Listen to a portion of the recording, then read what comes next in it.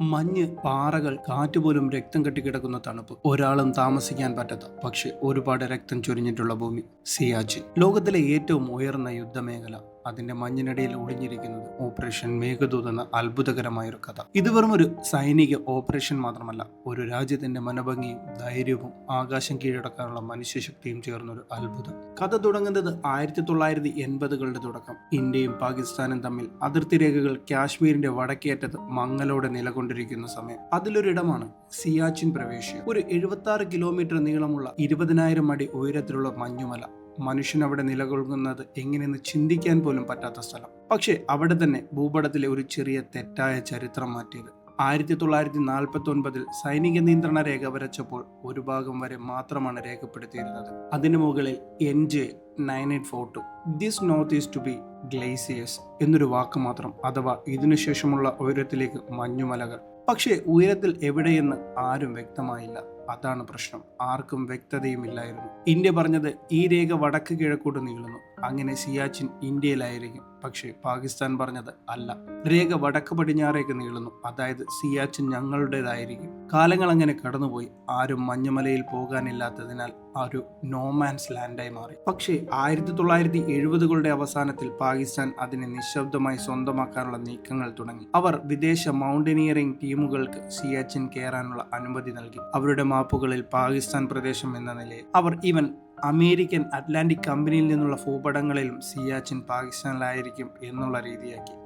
ഇന്ത്യക്ക് അത് പിന്നീട് മനസ്സിലായി. അവർ നമ്മളെ ഭൂപടത്തിൽ നിന്ന് തന്നെ പുറത്താക്കുകയാണെന്ന് ഉള്ളൊരു കാര്യം ഇന്ത്യ അത് മനസ്സിലാക്കുകയായിരുന്നു. 1983 ഇന്ത്യൻ രഹസ്യാന്വേഷണ വിഭാഗം ഒരു റിപ്പോർട്ട് നൽകി. പാകിസ്ഥാൻ പെട്ടെന്ന് സിയാച്ചിൻ പിടിക്കാൻ ഒരുങ്ങുന്നുവെന്ന്. അവർ mountaineering gear, cold weather tent, supply എല്ലാം ഓർഡർ ചെയ്തിരിക്കുന്നു. സ്വിസ് കമ്പനികളിൽ നിന്നാണ് ഇത് പലതും വാങ്ങിയിരിക്കുന്നത്. അപ്പോൾ ഇന്ത്യയുടെ സൈനിക മേധാവികൾക്ക് ഒരു തീരുമാനം ഉറപ്പിക്കേണ്ടി വന്നു. പാകിസ്ഥാൻ എത്തും മുമ്പ് തന്നെ നമ്മൾ അവിടെ എത്തണം. അങ്ങനെ 1984 ഏപ്രിൽ 13 ബാബ അക്ബർ ജയന്തിയോടുകൂടി ഓപ്പറേഷൻ മേഘദൂത് എന്ന അത്ഭുതകരമായിട്ടുള്ള കാര്യത്തിന് ആരംഭം കുറിക്കുകയായിരുന്നു. പേരിന് പിന്നാലെ അർത്ഥം മേഘദൂത് അഥവാ മേഘത്തിന്റെ സന്ദേശവാഹകർ. കാരണം അത് മേഘങ്ങളുടെ മുകളിൽ പോകുക എന്നത് തന്നെയായിരുന്നു. കമാൻഡർ മേജർ ജനറൽ ചിബറിന്റെ കീഴിൽ സൈനികർ, ലഡാക്ക് സ്കോട്ടുകൾ, കാശ്മീർ റൈഫിളുകൾ, കുമവോൺ റെജിമെന്റ്, അവർക്കൊപ്പം ഹെലികോപ്റ്റർ, ചീത്ത, ചേട്ടക്. ആരും അത്രത്തിൽ ഉയരത്തിൽ ഫ്ലൈ ചെയ്തിട്ടില്ലായിരുന്നു. പക്ഷെ അവർക്കത് ചെയ്യേണ്ടി വന്നു. ലോകത്തിലെ ഏറ്റവും അപകടകരമായ ഒരു മിഷൻ. മേഘങ്ങളുടെ ഇടയിലൂടെ കാറ്റ് 110ഓളം കിലോമീറ്റർ വേഗത്തിൽ വീശുന്ന മല. കൊടുങ്കാറ്റിൽ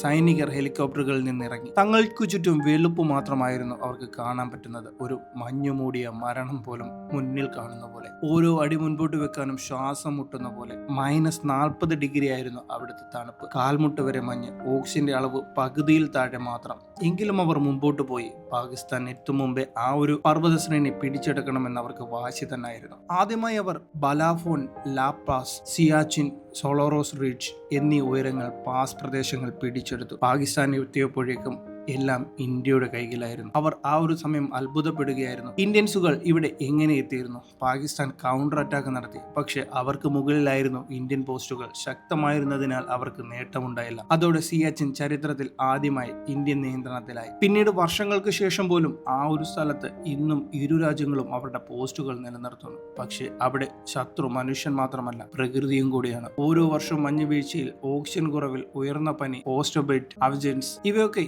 യഥാർത്ഥ ശത്രുവാണ്. ചിലപ്പോഴൊക്കെ വെടിവെപ്പില്ലെങ്കിലും മനുഷ്യർ മരിക്കുന്നു. ഇന്ത്യൻ സൈനികർ അതിനും മീതെ നിലനിൽക്കുന്നു. അവിടെ ഉണ്ടായിരുന്ന ഓരോ ചെറു കാവൽ പോസ്റ്റിലും പേരുണ്ട്. ആം പോസ്റ്റ്, സോനം പോസ്റ്റ്, ബാന ടോപ്പ്. അവിടെ ഓരോ പേരിന്റെയും പിന്നിൽ ഒരു കഥയുണ്ട്. മരിച്ച സൈനികന്റെ പേര്. 1999 കാർഗിൽ യുദ്ധത്തിൽ പോലും ഓപ്പറേഷൻ മേഘദൂതിന് നേടിയ പോലെ ഉയരങ്ങളിൽ നിലനിൽക്കുന്ന പോസ്റ്റുകൾ തന്നെയാണ് ഇന്ത്യക്ക് വിജയത്തിന് അടിത്തറയായി മാറിയത്. സിയാച്ചിൻ കൈവശമുണ്ടെന്നത് പാകിസ്ഥാൻ ചൈനയെ കൂടി ചേർത്ത് ഇന്ത്യയെ പൂർണ്ണമായി വടക്കുനിന്ന് മുറിച്ചു മാറ്റാനുള്ള അർത്ഥമായി നോക്കിയിരുന്നു. സൈനികർ പറയുന്നു, ഇവിടെ യുദ്ധം ശത്രുവിനോടല്ല, ശ്വാസത്തിനോടാണ്. ഒരു പ്രഭാതവും അവർക്ക് ആകാശം കാണുമ്പോൾ തന്നെ വിജയം തോന്നുന്നു. പാകിസ്ഥാനും ഇന്ത്യയും പലതവണ പീസ് ടോക്ക് നടത്തി സിയാച്ചിൻ പിന്മാറ്റം ചെയ്യാമെന്ന്. പക്ഷേ ഇന്ത്യ പറയുന്നു, ആദ്യമായി നിങ്ങളാണ് മാപ്പ് തെറ്റായി കാണിച്ചത്, അപ്പോൾ ഞങ്ങൾക്ക് പിന്മാറാനാകില്ല. കാരണം ആ പിന്മാറ്റം ഒരു പാഠമായിരിക്കും. ഭൂമിയിൽ ഇല്ലായിരുന്നപ്പോഴും മഞ്ഞിൽ നമുക്ക് നിലനിൽക്കാം. ഇന്ന് 2000 അടി ഉയരത്തിൽ ഇന്ത്യ പതാക കാറ്റിൽ പറക്കുന്നു. വിടാതെ കാത്തു നിൽക്കുന്ന സൈനികരുടെ കഥയാണിത്.